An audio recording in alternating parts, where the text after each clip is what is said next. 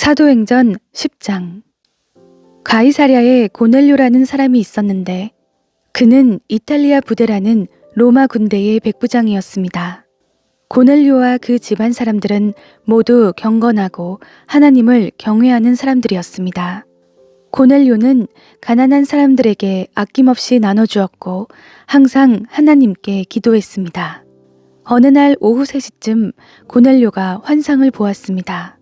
하나님의 천사를 분명히 본 것입니다. 천사가 그에게 와서 고넬료야 라고 부르는 것이었습니다. 고넬료가 천사를 쳐다보고 주님 무슨 일입니까? 라고 물었습니다. 천사가 대답했습니다. 네 기도와 네가 가난한 사람들에게 준 선물이 하나님 앞에 기억되는 제물로 올려졌다. 지금 사람들을 요바로 보내 베드로라고도 하는 시몬을 데리고 오너라. 그가 지금 가죽 제품을 만드는 시몬의 집에 함께 머물고 있는데 그 집은 바닷가에 있다. 천사가 말을 전하고 떠나자 고넬료는 2명의 하인과 경건한 병사 1명을 불렀습니다. 고넬료는 그들에게 자초지종을 설명하고 요바로 보냈습니다. 이튿날 낮 12시쯤 그들이 여행을 계속하다가 요바에 가까이 왔을 즈음 베드로는 지붕에 올라가 기도하려던 참이었습니다. 그는 배가 고파 뭔가 좀 먹었으면 했는데 음식이 준비되고 있는 동안 환상을 보게 됐습니다. 하늘이 열리고 큰 보자기 같은 것이 내 귀퉁이가 묶여 땅으로 내려오는 것이었습니다. 그 안에는 온갖 종류의 4발 가진 짐승들과 땅에 기어다니는 것들과 공중의 새들이 들어있었습니다. 그때 베드로야 일어나 잡아먹어라 하는 음성이 베드로에게 들렸습니다. 베드로는 말도 안 됩니다, 주님. 저는 불결하고 더러운 음식은 먹어본 적이 없습니다. 라고 대꾸했습니다. 그러자 하나님께서 깨끗하게 하신 것을 불결하다고 하지 마라 하는 음성이 2번째로 들렸습니다. 이런 일이 3번 일어나더니 곧 그 보자기는 다시 하늘로 올라갔습니다. 베드로가 이 환상이 무슨 뜻인지 궁금해하는 동안 고넬료가 보낸 사람들이 시몬의 집을 찾아와 문 앞에 서 있었습니다. 그들은 큰 소리로 베드로라고 하는 시몬이 여기 묵고 있습니까? 하고 물었습니다. 베드로가 아직 환상에 대해 생각하고 있을 그때 성령께서 말씀하셨습니다. 시몬아, 3사람이 너를 찾아왔다. 그러니 일어나 아래로 내려가 보아라. 그리고 주저하지 말고 그들과 함께 가거라. 내가 그들을 보냈기 때문이다. 베드로는 내려가서 그 사람들에게 말했습니다. 내가 당신들이 찾고 있는 그 사람입니다만 무슨 일로 오셨습니까? 그러자 그 사람들이 대답했습니다. 저희는 고넬료 백부장이 보내서 왔습니다. 고넬료는 의인이요 하나님을 경외하는 분이시며 온 유대 사람들에게도 존경받는 분이십니다. 한 거룩한 천사가 고넬료에게 나타나 당신을 집으로 모셔와 당신이 하는 말을 들으라고 했습니다. 그러자 베드로는 그 사람들을 맞아들여 그 집에 묵게 했습니다. 다음 날 베드로는 그들과 함께 길을 떠났습니다. 요바에서 온 형제들 몇 사람도 동행하게 됐습니다. 이튿날 그는 가이사랴에 도착했습니다. 고넬료는 친척들과 가까운 친구들을 불러놓고 기다리고 있었습니다. 베드로가 집으로 들어가자 고넬료가 맞이하며 베드로 발 앞에 엎드려 경의를 표했습니다. 그러나 베드로는 그를 일으켜 세우며 일어나시오. 나도 같은 사람일 뿐입니다. 라고 말했습니다. 베드로는 고넬료와 이야기를 나누며 안으로 들어갔습니다. 들어가 보니 많은 사람들이 모여 있었습니다. 그들에게 베드로가 말했습니다. 여러분도 잘 알다시피 이렇게 이방 사람과 교제하거나 방문하는 것은 우리 유대 사람으로서는 율법에 어긋나는 행동입니다. 그러나 하나님께서는 어떤 사람도 불결하거나 더럽다고 해서는 안 된다고 내게 보여주셨습니다. 그렇기에 여러분이 나를 불렀을 때 사양하지 않고 왔습니다. 그런데 무슨 일로 나를 불렀습니까? 고넬료가 대답했습니다. 4일 전 바로 이 시간 오후 3시쯤에 내가 집에서 기도를 하는데 갑자기 빛나는 옷을 입은 한 사람이 내 앞에 서서 고넬료야, 하나님께서 네 기도를 들으셨고 네가 가난한 사람들에게 베푼 것을 기억하고 계신다. 요바로 사람들을 보내 베드로라고 하는 시몬을 불러라. 그는 바닷가에 살면서 가죽 제품을 만드는 시몬의 집에 손님으로 있다 라고 말씀하셨습니다. 그래서 내가 즉시 당신을 부르러 보냈던 것입니다. 정말 잘 오셨습니다. 지금 여기 하나님 앞에 우리 모두 와 있으니 주께서 당신에게 명령하신 모든 것을 귀 기울여 듣겠습니다. 그러자 베드로가 말하기 시작했습니다. 이제야 내가 깨달았습니다. 참으로 하나님께서는 사람을 겉모양으로 차별하지 않으시고 하나님을 경외하고 의를 행하는 사람들이라면 어떤 민족이든 받아주신다는 것입니다. 하나님께서 모든 것의 주이신 예수 그리스도를 통해 평화의 복음을 이스라엘 백성들에게 전해주신 것을 여러분도 잘 알 것입니다. 요한이 세례를 전파한 후에 갈릴리에서 시작해 온 유대에서 무슨 일이 있었는지도 알 것입니다. 하나님께서 나사렛 예수에게 성령과 능력으로 기름 부으신 것과 하나님께서 예수와 함께 하심으로 예수께서 선을 행하시고 마귀의 능력 아래 짓눌려 있던 사람들을 모두 고쳐주시며 두루 다니셨습니다. 우리는 예수께서 유대 사람들의 땅과 예루살렘에서 하신 모든 일의 증인입니다. 그들은 예수를 나무에 달아 죽였지만 하나님께서는 3일째 되는 날 예수를 살리셔서 사람들에게 나타나게 하셨습니다.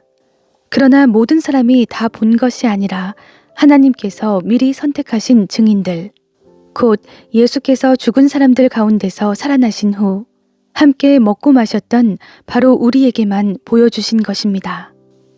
예수께서는 우리에게 사람들에게 말씀을 전파하라고 명하셨습니다. 살아있는 사람과 죽은 사람의 심판자로, 그리고 하나님께서 세우신 이가 바로 자기임을 증언하라고 하셨습니다. 모든 예언자들도 예수를 믿는 모든 사람은 그 이름으로 죄 용서를 받게 된다고 증언했습니다. 베드로가 이렇게 말하고 있을 때 말씀을 듣고 있던 모든 사람에게 성령이 내려왔습니다. 베드로와 함께 온 할례받은 신자들은 성령의 은사를 이방 사람들에게까지 부어주시는 것을 보고 깜짝 놀랐습니다. 사람들이 방언으로 말하고 하나님을 찬양하는 소리가 들렸던 것입니다. 그때 베드로가 말했습니다. 이 사람들도 우리와 마찬가지로 성령을 받았으니 물로 세례 주는 것을 누가 막을 수 있겠습니까? 그래서 베드로는 그들에게 예수 그리스도의 이름으로 세례를 받으라고 명했습니다. 그 후 그들은 베드로에게 자기들과 함께 며칠 더 머물다 갈 것을 간청했습니다. 사도행전 11장. 유대에 있는 사도들과 형제들이 이방 사람들도 하나님의 말씀을 받았다는 소식을 들었습니다. 그래서 베드로가 예루살렘에 올라갔을 때 할례받은 신자들이 그를 비난하며 당신이 어떻게 할례받지 않은 사람들의 집에 들어가 그들과 함께 식사를 할 수 있소? 라고 물었습니다. 베드로가 입을 열어 그 일의 자초지종을 차근차근 설명하기 시작했습니다. 내가 요바에서 기도하다가 비몽사몽간에 환상을 보았는데 하늘에서 큰 보자기 같은 게 내 귀퉁이가 묶인 채로 내가 있는 곳까지 내려오는 것이 보였습니다. 내가 그 안을 들여다보니 4발 달린 땅의 짐승들과 들짐승들과 기어다니는 것들과 공중의 새들이 있었습니다. 그때 베드로야 일어나 잡아먹어라 하는 소리가 내게 들렸습니다.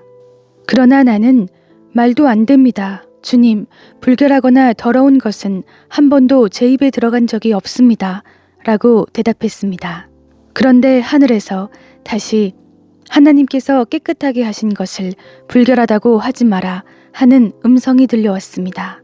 이런 일이 3번 일어난 후에 모든 것이 다시 하늘로 올라갔습니다. 바로 그때 가이사랴에서 나를 부르러 온 3사람이 내가 묵고 있던 집을 찾아왔습니다. 그리고 성령께서 그들과 함께 가기를 주저하지 말라고 내게 말씀하셨습니다. 여기 있는 이 6명의 형제들도 나와 함께 고넬료의 집으로 들어갔습니다. 고넬료는 자기 집에 천사가 나타나서 요빠에 사람을 보내 베드로라 하는 시몬을 찾아라. 그가 너와 너의 온 집을 구원할 말씀을 가져올 것이다 라고 한 이야기를 우리에게 전해 주었습니다. 내가 말을 시작하자 성령이 처음 우리에게 내려오신 것처럼 그들에게도 내려오셨습니다. 그때 나는 요한은 물로 세례를 주었지만 너희는 성령으로 세례를 받을 것이다 라고 하신 주의 말씀이 생각났습니다. 그러니 하나님께서 주 예수 그리스도를 믿는 우리에게 주신 바로 그 선물을 그들에게도 주셨는데 내가 누구라고 감히 하나님을 반대할 수 있겠습니까? 그들은 이 말을 듣고 더 이상 할 말이 없었습니다. 그들은 하나님을 찬양하며 그렇다면 하나님께서 이방 사람들에게도 생명을 얻는 회개를 허락하신 것이로군요 라고 말했습니다. 그 무렵 스데반의 일로 인해 핍박을 받아 뿔뿔이 흩어진 사람들은 페니키아, 키프로스 그리고 안디옥까지 건너가 유대 사람들에게만 말씀을 전하고 있었습니다. 그런데 그 가운데 키프로스와 구레네 출신인 몇 사람은 안디옥으로 들어가 그리스 사람들에게도 주 예수의 복음을 전하기 시작했습니다. 주의 손이 그들과 함께 하셔서 많은 수의 사람들이 믿고 주께 돌아왔습니다. 이 소식이 예루살렘에 있는 교회에 전해지자 그들은 바나바를 안디옥으로 보냈습니다. 바나바는 안디옥에 도착해 하나님의 은혜가 내린 것을 보고 기뻐하며 온 마음을 다해 주께 끝까지 충성하라고 그들 모두를 격려했습니다. 그는 착하고 성령과 믿음이 충만한 사람이었기 때문에 수많은 사람들이 주께 나오게 됐습니다. 그리고 바나바는 사울을 찾으러 다소로 가서 그를 만나 안디옥으로 데리고 왔습니다. 그리하여 바나바와 사울은 1년 내내 그곳 교회에 머물면서 많은 사람들을 가르쳤습니다. 그리고 안디옥에서 제자들은 처음으로 그리스도의 사람이라고 불리게 됐습니다. 이 기간 동안 몇몇 예언자들이 예루살렘에서 안디옥으로 내려왔습니다. 그들 가운데 아가보라는 사람이 있었는데 그가 일어나 로마 전역에 심한 기근이 들 것이라고 성령으로 예언했습니다. 이 일은 글라우디오 황제가 다스리는 때 일어났습니다. 제자들은 각자 자기 형편에 따라 유대에 살고 있는 형제들을 돕기로 했습니다. 그들은 이렇게 해서 모은 헌금을 바나바와 사울 편으로 예루살렘 교회 장로들에게 보냈습니다. 사도행전 12장. 그 무렵 헤롯 왕이 교회를 박해하려고 교회에 속한 몇몇 사람들을 체포했습니다. 헤롯은 먼저 요한의 형제 야고보를 칼로 죽였습니다. 이 일을 유대 사람들이 기뻐하는 것을 본 헤롯은 이어 베드로도 잡아들였습니다. 이때는 무교절 기간이었습니다.